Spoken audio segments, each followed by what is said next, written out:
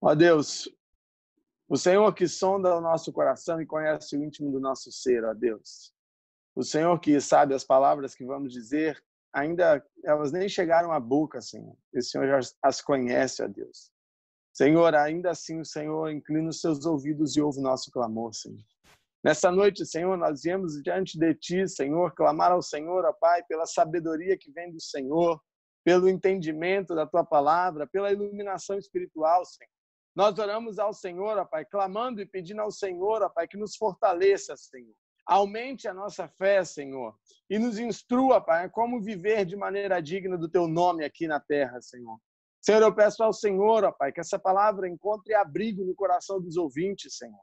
Eu peço ao Senhor, ó Pai, que cada um que está ouvindo demonstre interesse pela sua palavra, Senhor, e busque, Senhor, aprendê-la, Senhor, e viver, ó Pai, de acordo com ela, Deus. Em nome de Jesus. Amém. Amém, irmãos? Bom, queridos, hoje a gente vai entrar na primeira bem-aventurança. E eu vou mais uma vez dizer a vocês o que eu já disse há umas semanas atrás. Se você está aprendendo sobre o Sermão do Monte, mas não leu o Sermão do Monte, demonstra o grande desinteresse seu pela palavra. Se você está estudando sobre a carta de Tiago e não lê a carta de Tiago, demonstra um grande desinteresse seu. Porque, como pastor, o meu intuito, como no livro de O Peregrino, é ser o intérprete, é ensinar. Mas ensinar acerca daquilo que você está também lendo e procurando aprender da palavra de Deus. Então, hoje nós vamos dar continuidade ao Sermão do Monte. O Sermão do Monte compõe o capítulo 5, 6 e 7 da carta do Evangelho segundo escreveu Mateus. E eu aconselho você a ler essas palavras sábias ditas por Cristo. Bom, hoje nós vamos entrar na primeira bem-aventurança. Hoje nós vamos considerar de maneira mais particular o Sermão do Monte. O pastor ficou 3 semanas aí falando só de uma maneira geral, de um aspecto geral do Sermão do Monte. E hoje a gente vai entrar na primeira bem-aventurança. E ela se encontra no capítulo 5, versículo 3 do Evangelho de Mateus. Abra sua Bíblia aí comigo. Mateus, capítulo 5, versículo de número 3. Diz: bem-aventurados os humildes de espírito, porque deles é o reino dos céus. Somente até aí. Bom, Jesus, a primeira coisa que a gente tem que entender é que Jesus não saiu falando uma série de bem-aventuranças desordenadas, desordeiras, uma série de bem-aventuranças que vieram do nada, assim, sabe? Eu vou falar disso aqui, vou falar disso, vou falar daquilo outro. Não. Jesus pegou uma sequência das bem-aventuranças que tem sentido, que elas vão ligando uma na outra, elas têm uma sequência lógica e espiritual. E hoje nós vamos entrar na primeira bem-aventurança. Mas nós vamos vendo no decorrer do estudo como que elas vão trazendo uma sequência espiritual. Como que a humildade de espírito vai me levar à mansidão, vai me levar ao choro, vai me levar a um coração pacífico. Então, a gente vai estar aprendendo isso nesse estudo do Sermão do Monte. Então, hoje nós vamos ver a respeito dos humildes de espírito. E para se colocar vinho novo, tem que se ter um odre vazio. E é isso que Jesus vai nos indicar nessa primeira bem-aventurança. Ele vai indicar a necessidade de um autoesvaziamento.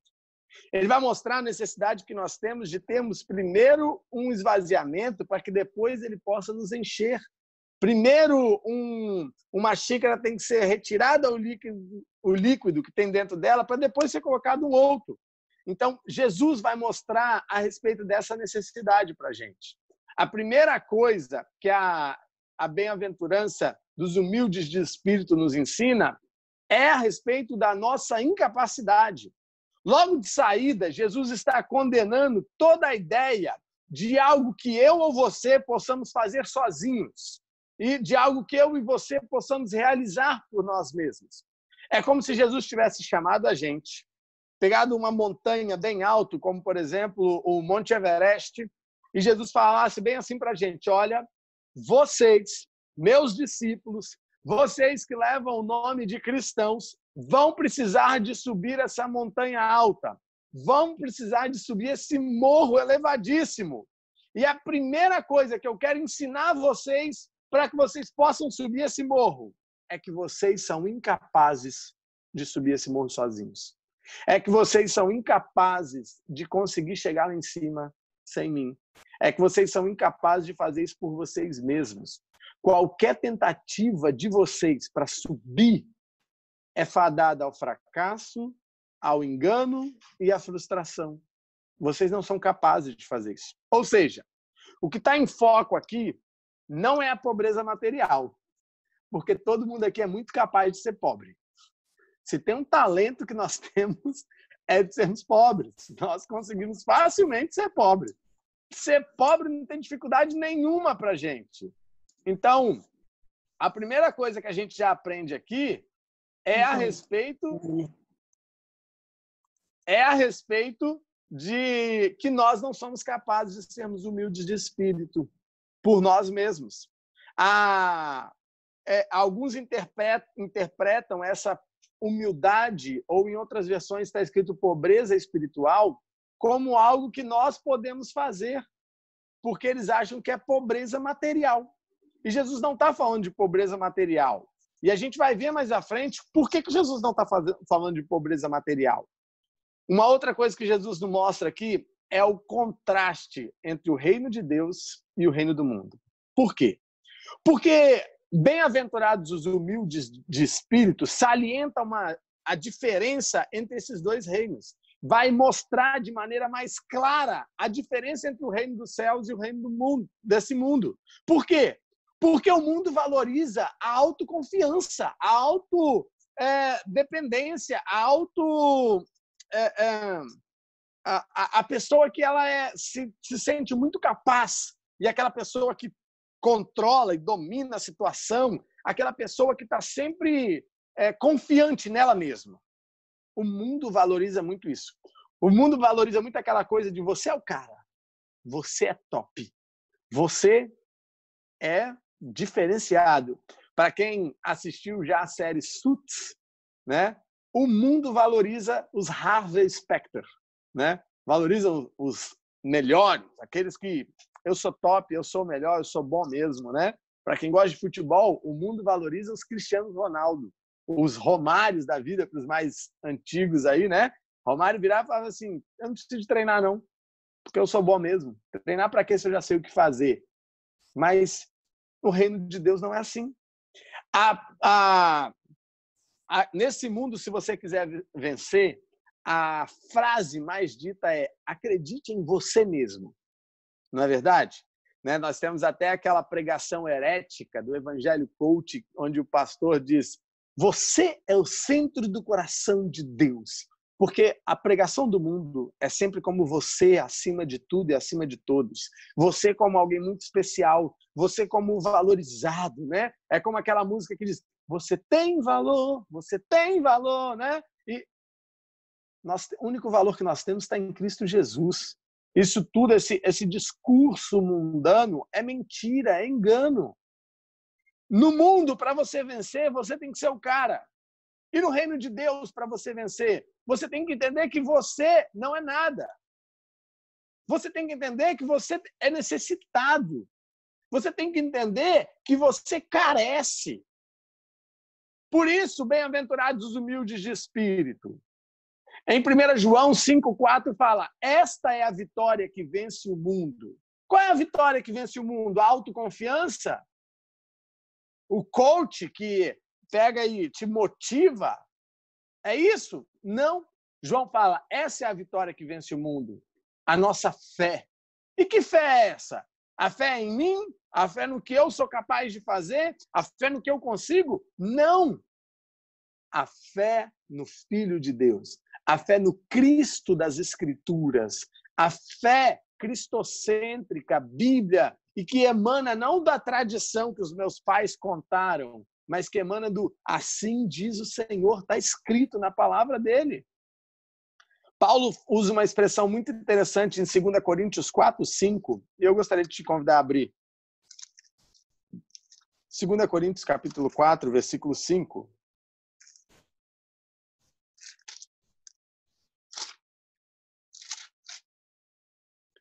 Diz o seguinte: porque não nos pregamos a nós mesmos, mas a Cristo Jesus como Senhor, e a nós mesmos como vossos servos, por amor de Jesus.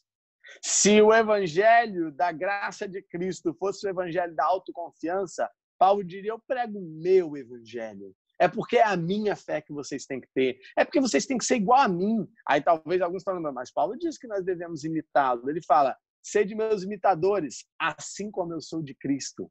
Ele não fala que é porque ele é bom. Ele fala que é porque ele imita o que é bom, o que é autossuficiente, o que é autoconfiante, porque ele é dono de tudo e está acima de todas as coisas. Então, nós precisamos de ter uma ideia muito clara em nossa mente. Em 1 Coríntios 2, 3, Paulo fala que quando ele esteve em Coríntios para pregar o evangelho para o povo de Coríntios, ele fala, eu preguei a vocês em fraqueza, em temor e grande tremor. Parece que esse é o evangelho da autoconfiança? Esse é o evangelho da autossuficiência? Esse é o evangelho da autocapacitação? Não. Esse é o evangelho dos humildes de espírito. Esse é o evangelho onde a gente deve tomar uma consciência. Desde o início a gente tem essa consciência de que nós estamos dentro de um reino diferente, onde tudo quanto pertence a este mundo é mal. E nós não andamos em conformidade com ele. Mas nós andamos em conformidade com o reino dos céus, com o reino de Deus, aonde o reino é regido e governado de acordo com a vontade do rei. E nós somos servos por amor a Deus. Nós pregamos em fraqueza, em temor e em tremor. Por quê? Porque nós somos humildes de espírito. Mas aí você pode estar se perguntando, mas pastor, o que significa ser humilde de espírito? Né? Aí nós podemos lembrar de cara da oração do publicano e do fariseu, não é verdade? Senhor, obrigado porque eu não sou como aquele homem, Senhor. Senhor, obrigado porque eu não sou pecador como ele, Senhor.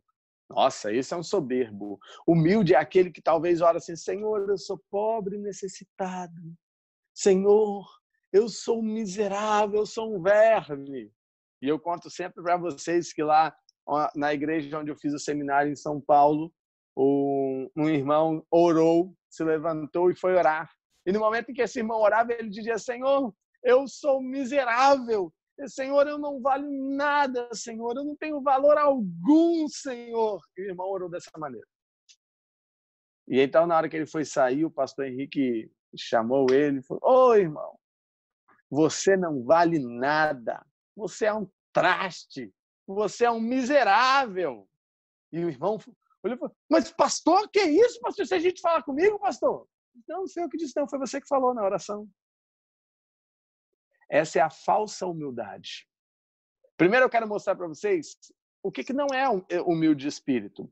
O humilde de espírito não tem nada a ver com modéstia. Com aquele que canta bem, aí você chega e fala assim, nossa, você canta muito bem, que voz bonita. Não, mais ou menos, tô meio rouco, sabe? Aquele que toca bem, e você fala assim, nossa, como você toca bem. Ele, pô, tem que estudar muito ainda, tem que melhorar, tá errando umas notas, um ritmo, um acorde, né? Ou aquele que talvez faz algum serviço na igreja bem, você vai elogiar ele. Tudo para a glória de Deus, querido. Mas se esquecer dele, ele não aceita. Não tem nada a ver com simplicidade ou pobreza. Pobreza não é sinônimo de humildade. Quando nós vamos falar que alguém é pobre, a gente tem talvez um certo receio de dizer fulano é pobre. Então a gente às vezes assim, fulano é muito humilde, hein? Cuidado quando for lá na casa dele, é uma pessoa muito simples. Não é simples, é pobre. Porque existe pobre orgulhoso. Humildade não tem nada a ver com pobreza. Não tem nada a ver com falta de talento também. Tem gente que fala assim, o pastor Samuel tem tantos talentos, o a Keila tem tantos talentos, a Lurdinha tem tantos talentos, e o Cicrano tem tantos talentos, o Beltrano tem tantos talentos, e eu estou aqui, não tenho talento nenhum, Senhor, tem misericórdia. Não tem nada a ver com isso. Humildade não tem nada a ver com esse tipo de coisa. Quer ver o que é humildade? Abre primeiro em Isaías capítulo 57. Primeira coisa que eu quero mostrar a vocês acerca do que é essa humildade de espírito está em Isaías 57, versículo 15. Diz o seguinte: porque assim diz o alto, o sublime, que habita a eternidade, o qual tem o nome de santo. Habito no alto e santo lugar, mas habito também com o contrito e abatido de espírito, para vivificar o espírito dos abatidos e vivificar o coração dos contritos. O humilde e de espírito é alguém que tem a consciência da dependência de Deus. É alguém que diz: Senhor, eu vou fazer isso, mas preciso do Senhor para fazer, Senhor. Senhor, eu estou indo, mas por mim mesmo eu não tenho capacidade nenhuma de fazer isso, Senhor. Mas eu estou indo fazer. Não é aquele que Deus vira para ele e diz assim: vai lá e prega em tal lugar. Aí ele chega para pregar e fala: irmãos, graça e paz, igreja. Eu queria dizer a vocês que eu não tenho capacidade nenhuma de estar aqui, mas o Senhor me colocou aqui.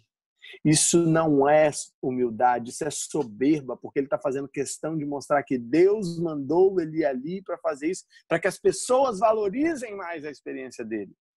O humilde de espírito é alguém como em Isaías capítulo 6, quando Isaías tem um encontro com Deus, e Isaías fala assim: ai de mim, porque sou um homem de lábios impuros. O humilde de espírito é alguém que, apesar de poder ter até talvez uma personalidade forte, ser alguém até confiante nas palavras em muitos momentos, quando ele encontra com Jesus, ele fala como Pedro falou em Lucas capítulo 5, versículo 8.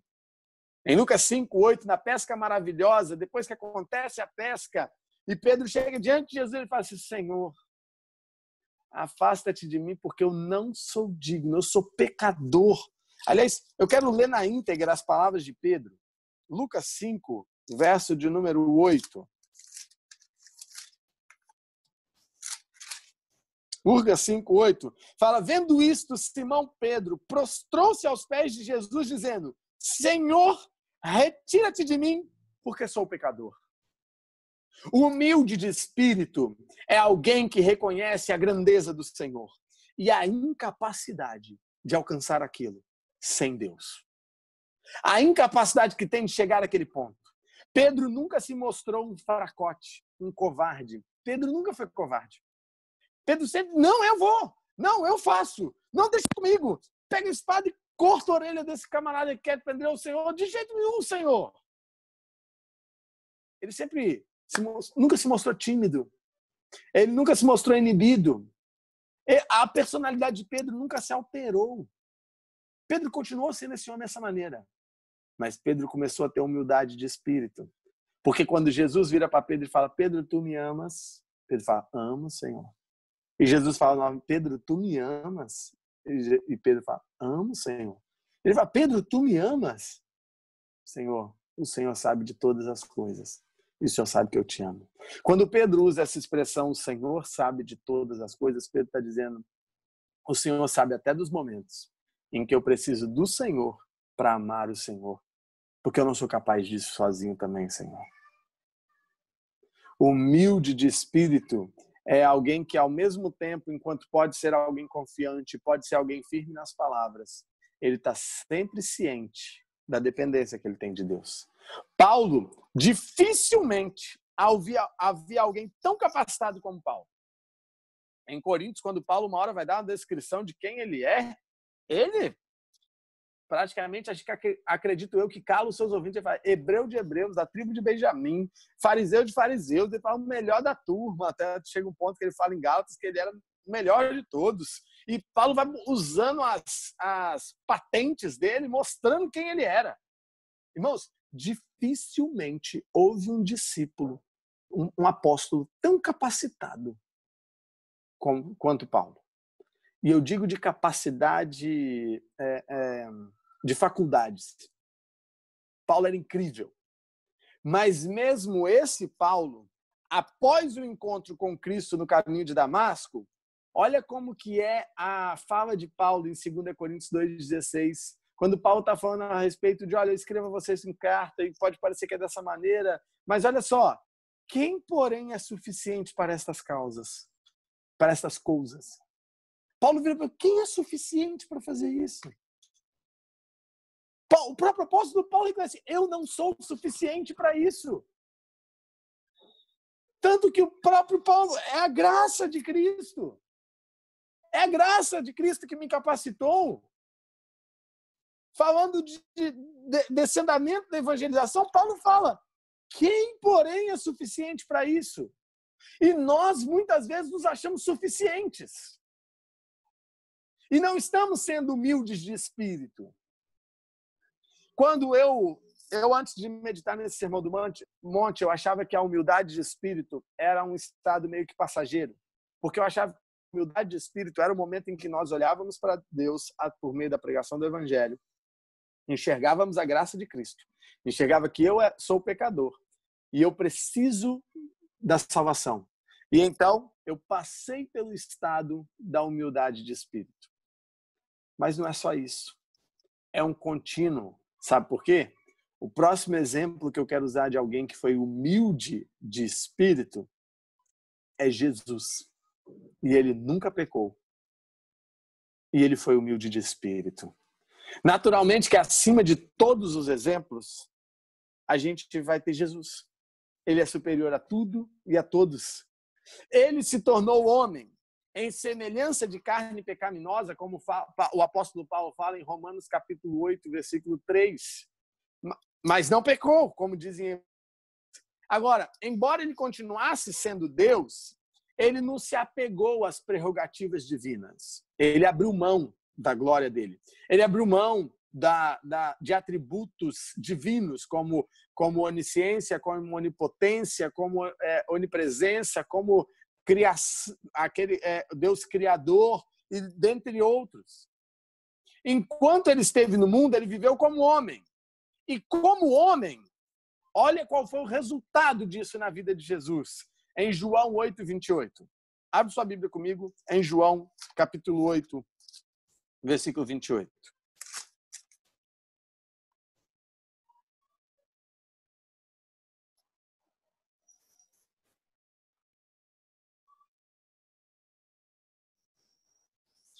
Disse-lhes, pois, Jesus, quando levantardes o Filho do Homem, então sabereis que eu sou, e que nada faço por mim mesmo, mas falo como o Pai me ensinou. Agora, João 14, 10.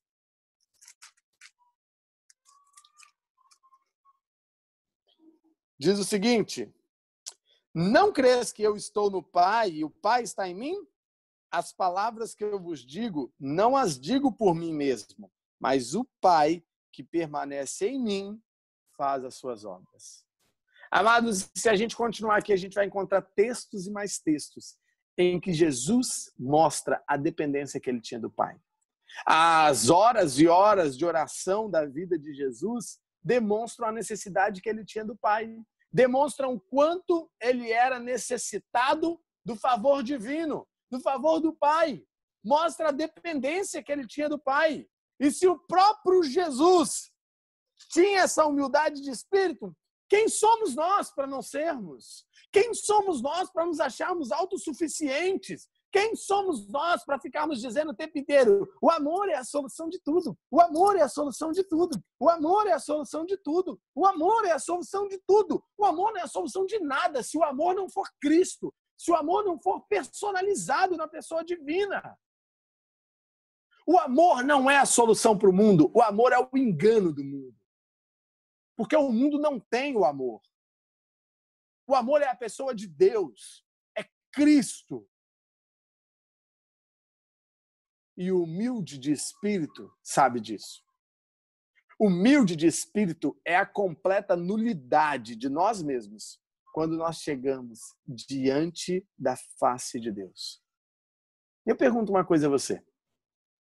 Se hoje você chegasse diante da face de Deus, se hoje você estivesse diante de Deus agora, cara a cara, olhando para Jesus,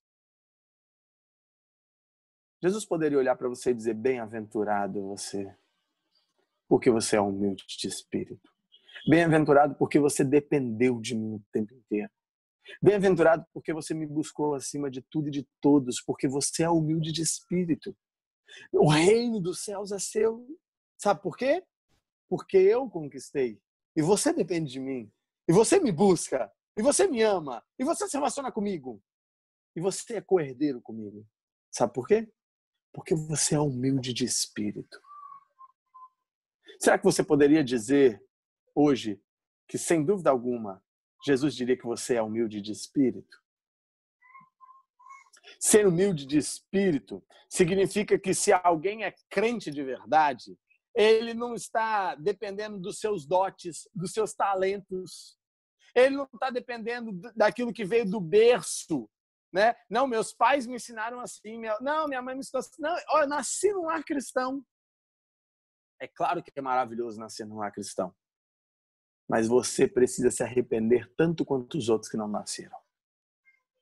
Qual foi o momento em que, se você nasceu num lar cristão, qual foi o momento em que você dobrou seus joelhos diante da graça de Cristo e falou: Senhor, ai de mim, porque eu sou um pecador. Eu necessito da sua graça, Senhor. Qual foi o momento em que você se viu realmente necessitado dessa graça salvadora?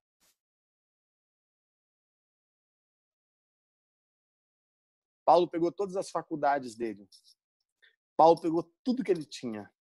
E não tem ninguém aqui que seria melhor que Paulo nas faculdades.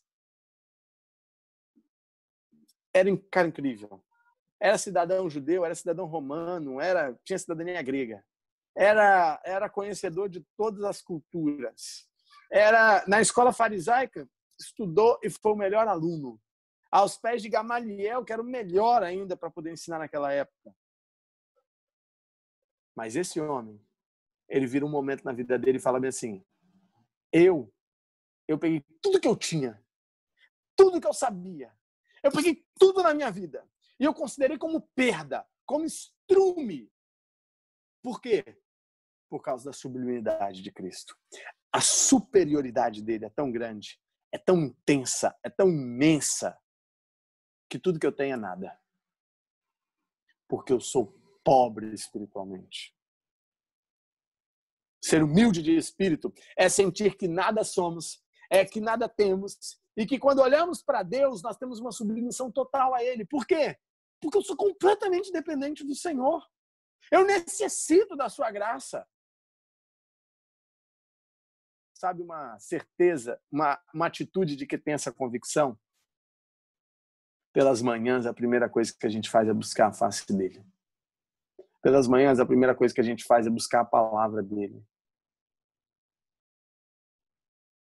Quem é humilde de espírito sabe a necessidade que tem de depender inteiramente da misericórdia e da graça divina. E aí talvez você possa se perguntar agora: mas pastor, como é que eu me torno então humilde de espírito? Como que eu chego neste ponto da minha vida? Eu percebi que eu não estou sendo humilde de espírito. E eu vou te ensinar o caminho para isso. O caminho para isso é muito simples. Primeiro, não olhe para você mesmo. Para de ficar se achando capaz. Ou também, para de ficar se achando assim: eu preciso de melhorar isso, eu preciso de melhorar isso, eu preciso de melhorar isso, eu preciso de melhorar isso, depois eu vou buscar Cristo. Você é incapaz de ser digno da graça de Cristo. Como eu sou incapaz, como todos nós somos incapazes. Nós não somos dignos da graça de Cristo. É por isso que é graça. É um favor que nós não merecemos. É um dom divino. A única maneira de alguém se tornar humilde de espírito é voltando os olhos para Deus. É olhando para Ele. É fitando os olhos nele. E como que eu faço para fitar os olhos dele, então, pastor? Como que eu faço para olhar para Deus? Como que eu faço para olhar para Cristo? você pega esse grande livro. Você pega esse grande livro e leia. E peça, Senhor, se revele a mim. Senhor, fale comigo. Senhor, se revela a mim. Senhor, fala comigo, Senhor. Fala comigo por meio da tua palavra. Não fala comigo por meio de tradições, por meio de contos da carochinha. Hoje eu estava conversando com uma senhora e ela disse bem assim, não, mas na Bíblia está escrito que todos os dias nascem 1000, morrem 1000, mas nascem 1001. Eu falei, onde está escrito isso, minha senhora? Não, meus pais me contaram. Uma senhora de 70 e poucos anos. Eu falei, senhora, a senhora comia manga com leite quando era criança? Ela disse, não, a minha mãe dizia que matava. Se a sua mãe foi enganada sobre a manga com leite. E os seus pais também foram enganados acerca de Deus. Eu não julgo se eles foram salvos ou não. Mas eu digo que a senhora está tendo mais oportunidades que eles. Esqueça as tradições. Esqueça as vãs repetições. Esqueça a sua capacidade. Mas olhe para Deus. Busque a Deus na palavra dele. Leia esse grande livro. Examine as leis de Deus. Verifique o que ele espera de nós. E aí você para e se imagina diante dele. Aí então você vai perceber uma coisa. Que você mesmo, que mesmo a fé que você tem, é insuficiente. Você vai então clamar como os discípulos clamaram em Lucas capítulo 17, versículo 5, quando Jesus está falando acerca do perdão, e eles falam, quantas vezes tem que perdoar? E Jesus fala assim, eles falam, 70 vezes, Senhor, que já é muito, né? Não, 70 vezes 7. Quando eles olham o nível do monte, quando eles veem a ladeira que tem que subir, eles falam, Senhor, aumenta-nos a fé, Senhor.